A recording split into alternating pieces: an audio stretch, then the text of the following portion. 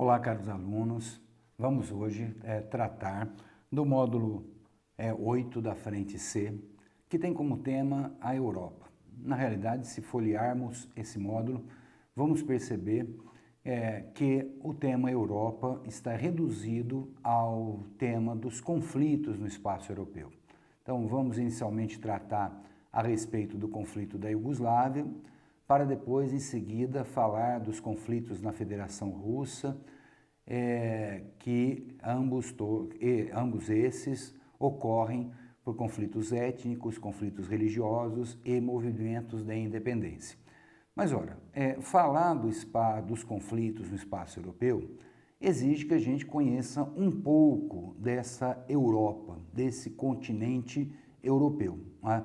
Particularmente conhecê-lo na sua organização ao longo do século XX, mas especialmente nos anos que sucederam a Segunda Guerra Mundial e que foram caracterizados pelos anos da Guerra Fria. Bom, com esse entendimento, então, podemos iniciar o nosso conteúdo a partir desse mapa que estamos apresentando para vocês, que, como vocês podem ver, nos mostra aí o espaço europeu organizado na divisão que se estabeleceu pós-Segunda Guerra Mundial. O título do mapa nos chama atenção para uma Europa -cortina de ferro, ou seja, o mapa nos apresenta uma divisão do espaço europeu que foi colocada após a Segunda Guerra Mundial, quando os russos, no seu contra-ataque sobre as tropas nazistas, venceram os alemães no espaço da Europa Oriental, e ao assumir o controle desses países, pós-Segunda Guerra Mundial, a União Soviética, então, reivindica esses países como área de influência. Nos acordos que sucederam o encerramento da Segunda Guerra Mundial, então, essa Europa ficou dividida em duas porções, uma Europa capitalista, uma Europa socialista, como está delimitado aí no nosso mapa por essa linha vermelha, que estabelece o que ficou conhecido como cortina de ferro. Por que cortina de ferro? Porque essa linha vermelha dividiu a Europa em duas áreas de influência. Ao ocidente, a área de influência do capitalismo; ao oriente dessa linha, uma área de influência do socialismo, e essa linha representava uma fronteira armada, uma fronteira vigiada, seja pelas forças militares do socialismo, seja pelas forças militares do capitalismo. Então, bases militares, ogivas nucleares foram instaladas ao longo de toda essa fronteira e portanto, definiram o nome dessa divisão como cortina de ferro.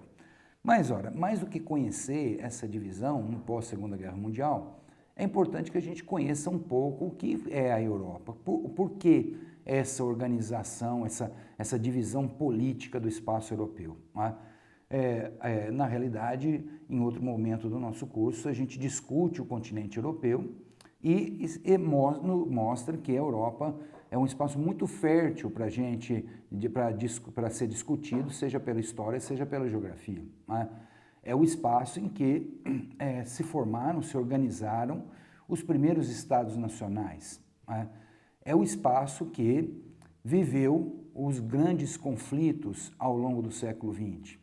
É o espaço que deu origem às línguas utilizadas na América e na porção no mundo ocidental. É o espaço que também nos ofereceu a nossa formação religiosa. Então, nesse sentido, o espaço europeu tem uma importância muito grande de ser, na sua história, na organização do seu espaço, ele tem uma importância muito grande de ser discutido, né? É o espaço que viveu as grandes transformações econômicas ao longo do século XIX, com a primeira, com a segunda Revolução Industrial. Então, diante de tudo isso, nós reconhecemos a importância do conhecimento da Europa, né?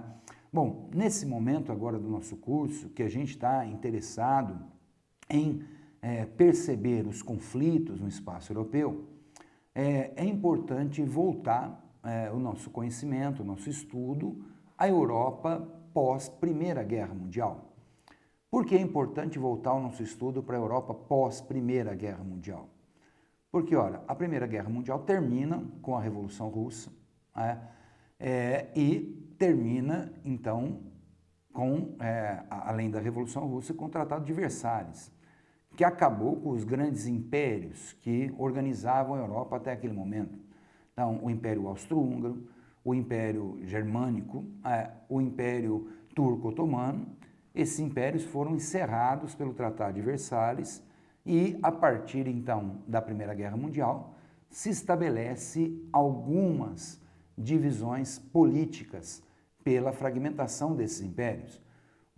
O fim do Império Austro-Húngaro dá origem a dois países, a Áustria e a Hungria. O fim do Império Turco-Otomano também dá origem a vários países na área de influência do Império Turco-Otomano. Então, muitos países no chamado Oriente Médio surgiram, a partir da Primeira Guerra Mundial, diante do encerramento do Império Turco-Otomano. E entre essas áreas que surgem pós Primeira Guerra Mundial, está o país que nós vamos passar essa aula de hoje tratando dos seus conflitos, que é a Iugoslávia. A gente pode observar que a Iugoslávia está localizada aqui, como vocês podem ver, nessa porção do litoral do Mar Adriático.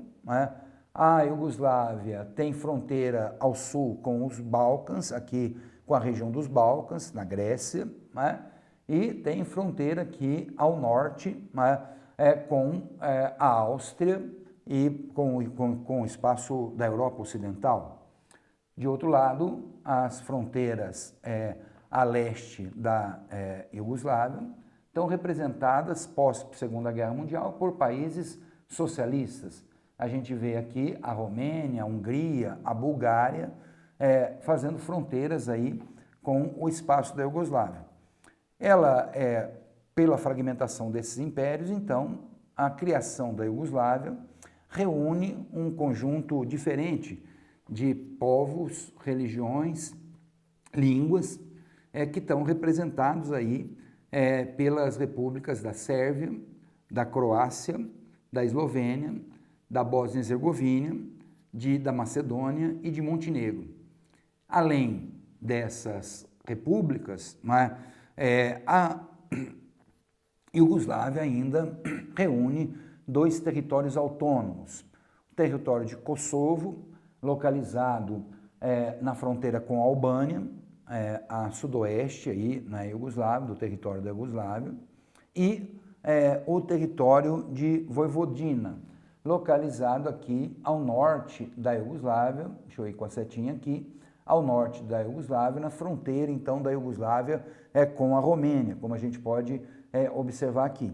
Esses territórios são territórios autônomos, ou seja, não são repúblicas, pertencem ao território da Iugoslávia, mas nos dias de hoje pertenceram ao território da Sérvia, mas têm governos autônomos a qualquer outro governo. Ora, nessa reunião, essa reunião de seis repúblicas e duas repúblicas autônomas, essa reunião persistiu ao longo de todo o século XX, existiu ao longo de todo o século XX, até os anos de 1990. Bom, nesse longo período de quase 100 anos, a Iugoslávia, a partir da Segunda Guerra Mundial, se organiza enquanto um país socialista. Ela, como a gente pode observar, ela não está no mapa anterior, no bloco socialista da chamada Cortina de Ferro, mas a Iugoslávia foi, pós-Segunda Guerra Mundial, um país considerado um país socialista, dirigido por um marechal, um ditador, marechal, chamado Josip Broz Tito. O Marechal Tito governa então a Iugoslávia do pós-45, né, do pós-Segunda Guerra Mundial, até a sua morte nos anos de 1980. Né? Essa governança toda do Tito se deu, essa liderança toda do Tito, se dá pelo reconhecimento de todo o povo das 6 repúblicas a sua liderança na resistência contra o nazismo durante a Segunda Guerra Mundial. Então, o reconhecimento dessa liderança, de todo o esforço contra o nazismo, faz com que o general Tito consiga manter a sua liderança sobre todo esse período do Estado iugoslavo, reunindo, então, nesse Estado povos muito diferentes. Mas, ora, como o próprio general Tito falava, um país representado, organizado entre 6 repúblicas, 5 etnias, 4 línguas, 3 religiões, 2 alfabetos e um partido. Né? Então, ora, 6 repúblicas: Croácia, Sérvia, Bósnia e Herzegovina, Macedônia, Montenegro e Eslovênia. 5 etnias: sérvios, croatas, bósnios, macedônicos e eslovenos. 4 línguas: a língua croata, a língua sérvia, a língua macedônica, a língua bósnia e a língua eslovena. 3 religiões: o cristianismo romano, o cristianismo ortodoxo e os muçulmanos. 2 alfabetos: o alfabeto latino, que a gente utiliza aqui no Ocidente, e o alfabeto cirílico, que deu base ao alfabeto russo, para a gente ter alguma referência com relação às letras desses alfabetos. E um partido. Qual partido? O Partido Comunista da Iugoslávia. Então, sob essa organização, o general Tito manteve liderança por quase 40 anos. Ora, esse socialismo construído na Iugoslávia foi um socialismo diferente do socialismo construído na União Soviética. Sob a liderança na União Soviética, sob a liderança do Stalin até 1953, a União Soviética promove um governo centralizador, autoritário, extremamente burocratizado, que se organizava em torno de uma economia planificada, rígida. Era essa a forma de organização do socialismo na União Soviética. O socialismo construído na Iugoslávia era um socialismo, para ser mais inteligível, era um socialismo mais liberal, que admitia a convivência da iniciativa privada em algumas atividades com a estatização da economia, caracterizada por uma economia planificada. O autoritarismo, o centralismo do general Tito não chegava à perseguição aos adversários, como muito aconteceu ao longo do período de governos rígidos que a União Soviética teve. Mesmo depois da morte do Stalin, se tem na União Soviética um breve período de um suspiro de democracia, representado pelo governo do Khrushchev, mas depois da queda do Khrushchev, na década de 60, todos os governantes soviéticos, o Brezhnev, o Andropov, o Chernenko, foram governantes autoritários, centralizadores, poderíamos dizer stalinistas. Ao longo de todo o período da direção, então, do Tito, se tem um afastamento da Iugoslávia a esse modelo de socialismo. A Iugoslávia, o socialismo na Iugoslávia, deu base para o surgimento na Europa de teses que se intitularam de eurocomunistas, um comunismo europeu, ou seja, um comunismo mais democratizado e com mais liberdades do que o socialismo, o comunismo soviético.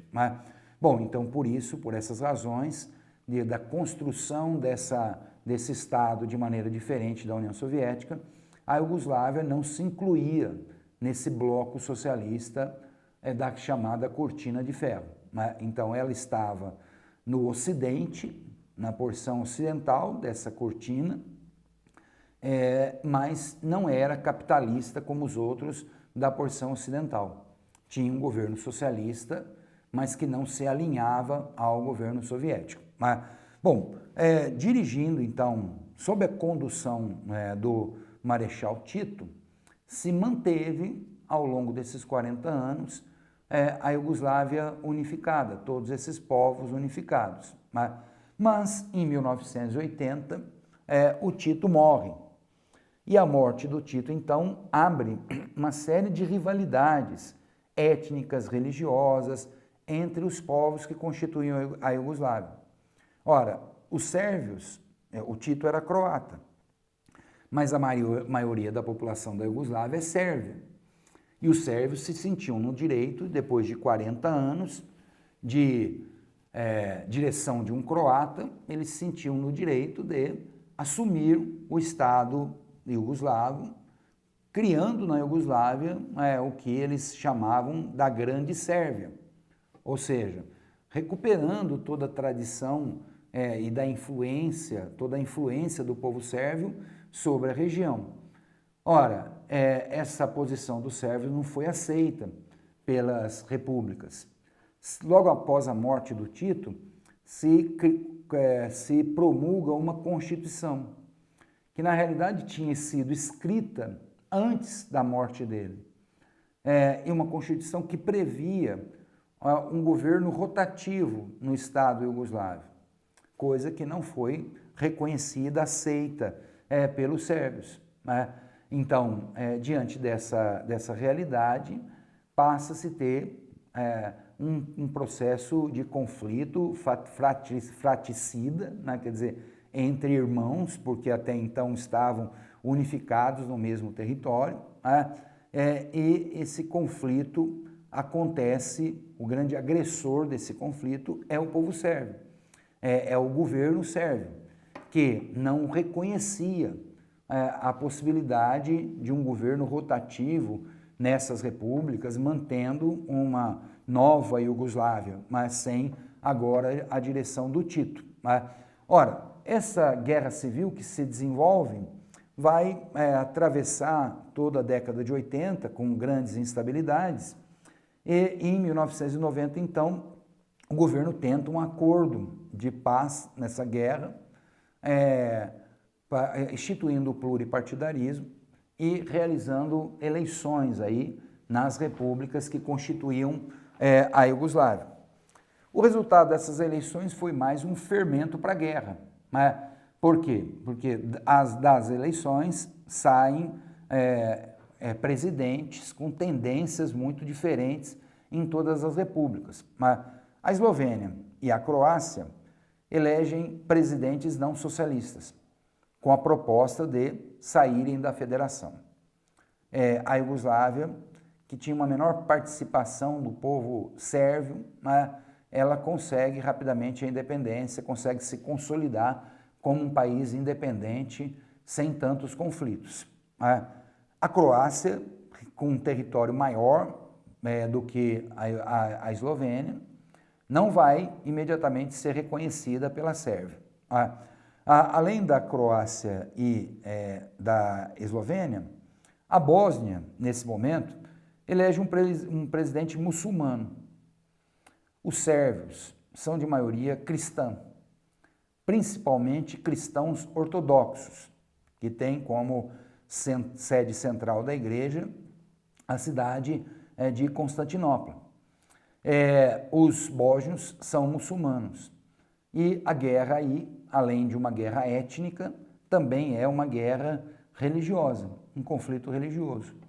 Os bósnios, com um presidente muçulmano, mas com pouca base no parlamento, acabam eles próprios indo para a guerra civil, pela guerra em torno da direção da própria Federação Bósnia. A Sérvia elege um presidente socialista e favorável à continuidade a sustentação, a continuidade da Federação Iugoslava, na perspectiva dos sérvios de manterem aí a unidade e a influência em todos esses espaços. Haja visto que o povo sérvio representa a maior parte da população. Ora, essas eleições, como eu disse há pouco, acabaram acrescentando elementos às condições de guerra. Há pouco eu usei a palavra fermento, né?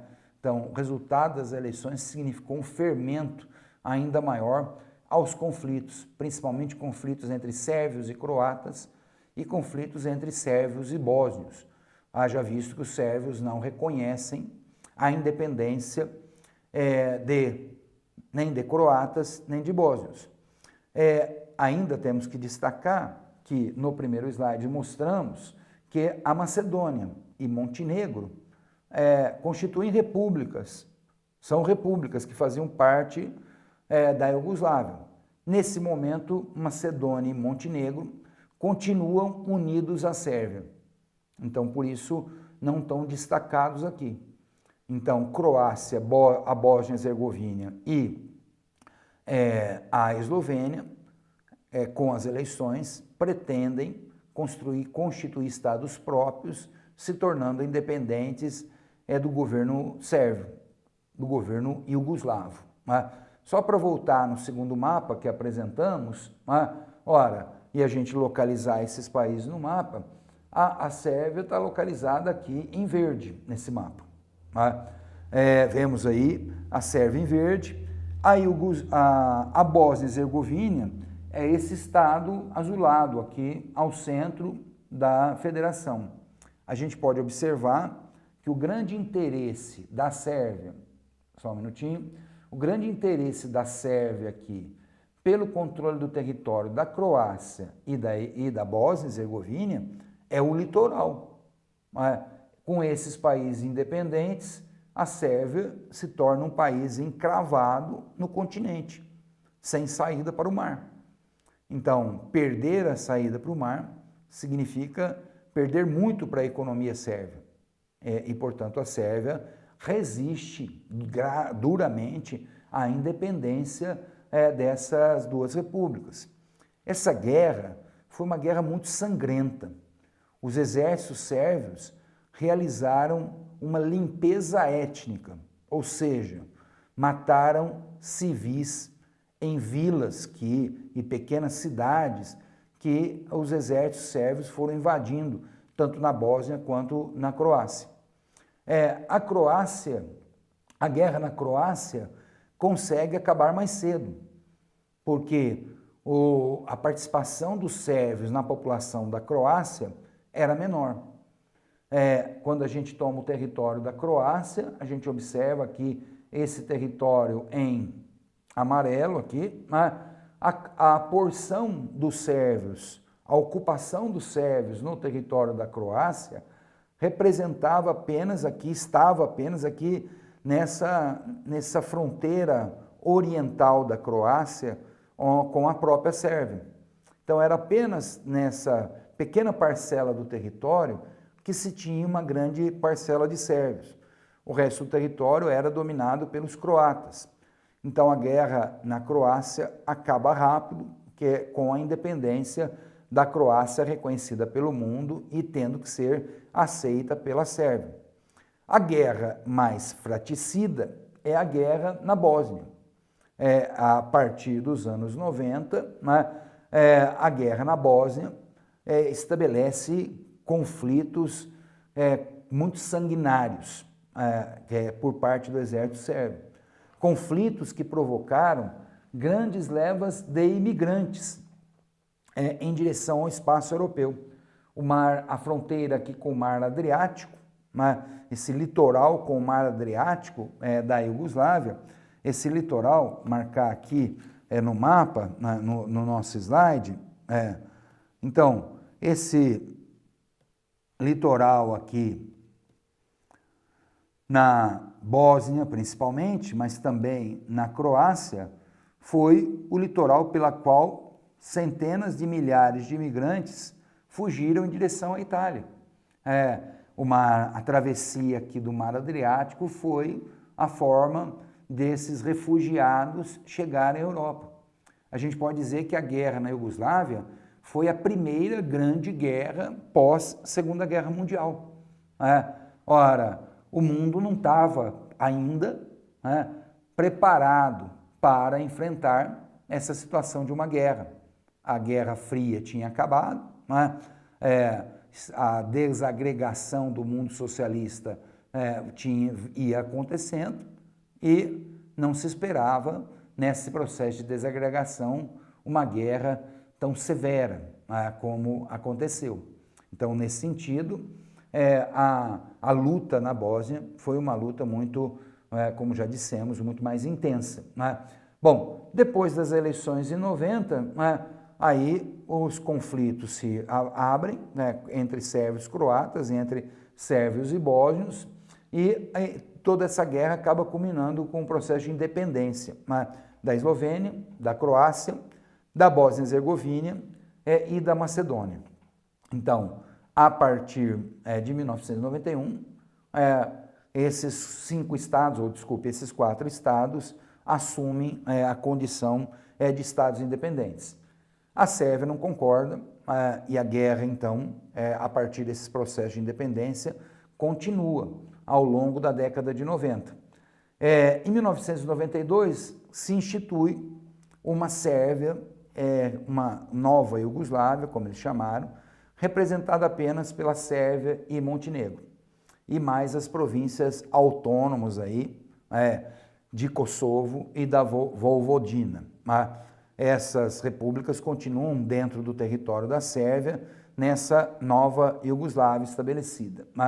Ora, essa nova Iugoslávia, a partir do final de março de 92, com as independências aí da Macedônia, ela acaba sendo representada com as independências da Macedônia e da Bósnia e Herzegovina, somente em relação à independência da Macedônia, a Sérvia não reage militarmente. Então, falamos aqui de guerras entre a Sérvia e a Croácia e entre a Sérvia e a Bósnia e Herzegovina.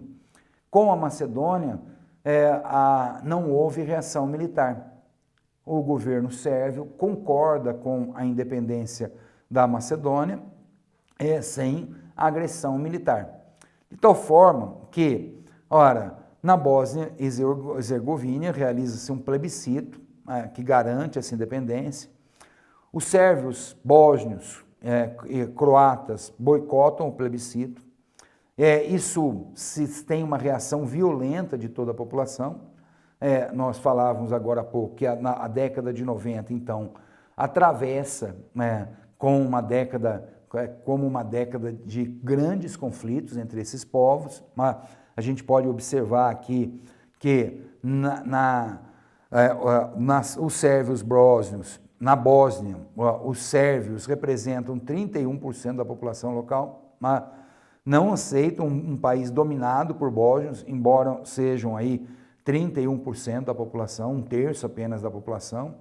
E a questão, além da questão étnica, a questão religiosa, mas 44% da população é muçulmana. Ora, a maior parte desses muçulmanos não são sérvios. Então, a guerra é étnica e a guerra é também uma guerra religiosa. Em 1995, se tenta um acordo, chamado Acordo de Dayton. O Acordo de Dayton reconhece a Bósnia como uma federação muçulmano-croata, porque se tem uma grande parcela da população da Bósnia como croatas. A gente vê aqui uma partilha, ou melhor, a partilha estabelecida pelo plano de paz, que se estabelece na Bósnia. Então, a gente pode observar aqui o plano de paz, com áreas controladas pelo Reino Unido, alas controladas pelos Estados Unidos, alas controladas pela França, porque a guerra teve intervenção das forças da ONU. A federação, o território da Federação Bósnia em azul, o território da Federação da República Sérvia nessa área da Bósnia, em amarelo. E a linha vermelha estabelecendo os limites que o acordo de Dayton,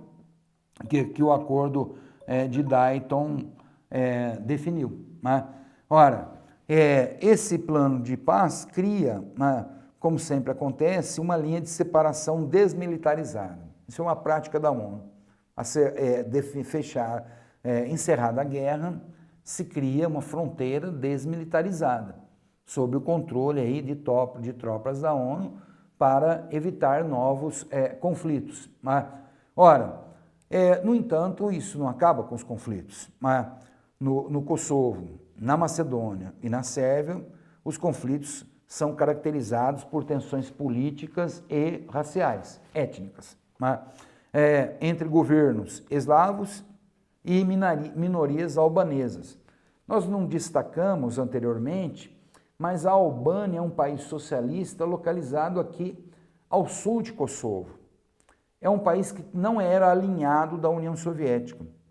Construiu um socialismo de alinhamento com a China. E a Albânia tem uma parcela importante da população de Kosovo que é albanesa. Então aqui, além de um conflito entre sérvios e croatas, bósnios, e macedônicos, se tem um conflito também com albaneses. O que a República de Kosovo quer? Bom, quer garantir independência, autonomia em relação ao governo da Sérvia. Ela já era uma república autônoma no governo da Iugoslávia, quando se tinha a Iugoslávia. E ela quer garantir, o Kosovo quer garantir, então, essa autonomia. Agora com o governo sérvio. Então, portanto, Kosovo reivindica independência. Essa foi uma guerra também muito violenta, com uma ação muito violenta do povo sérvio sobre albaneses e bósnios em Kosovo, principalmente albaneses. Ora, mas a guerra se encerra com o reconhecimento da independência de Kosovo. O encerramento da guerra acaba resultando na prisão da grande liderança sérvia pós-morte do Marechal Tito. Essa liderança sérvia chama-se Slobodan Milošević. Ele é um sérvio que dirigiu aí a Sérvia ao longo de todo o período da guerra, nos anos 90. Ele, com a independência de Kosovo, ele é deposto, preso, e ele foi julgado por um tribunal de Haia por massacres étnicos cometidos aí ao longo da guerra. Ora, o Slobodan Milošević foi preso, foi condenado à morte por esse tribunal, foi condenado à prisão perpétua por esse tribunal e preso em Haia, ele, em 11 de março de 2006, é encontrado morto. Muito se especula a respeito da morte dele, se ele morreu de morte natural ou se ele foi envenenado na prisão, mas as autópsias pós-morte indicaram que ele morreu de um ataque cardíaco. Ele tinha problemas de coração, era hipertenso e, portanto, essas condições de saúde justificam um ataque cardíaco. Mas enfim, com a morte da grande liderança do povo sérvio, a Sérvia realiza eleições depois da deposição de Milošević e se estabelece um acordo de paz em que a Sérvia reconhece essas independências, tanto de Kosovo quanto das outras unidades, a Bósnia, a Croácia e a Eslovênia. Também, sem conflitos, reconheceu a independência da Sérvia e depois de 2006 se tem também a independência de Montenegro. Então hoje a Sérvia é um país reduzido a apenas o território dos sérvios. Montenegro, Macedônia, Kosovo, Bósnia e Herzegovina, Croácia e Eslovênia são países independentes. Croácia e Eslovênia, inclusive, participam da integração europeia. As outras repúblicas, pelas rivalidades da guerra, ainda estão longe da participação nessa integração. Então, com isso, a gente consegue enxergar um pouco o que foi a Guerra da Iugoslávia ao longo desse período de desagregação do mundo socialista. Muito obrigado, até a próxima aula.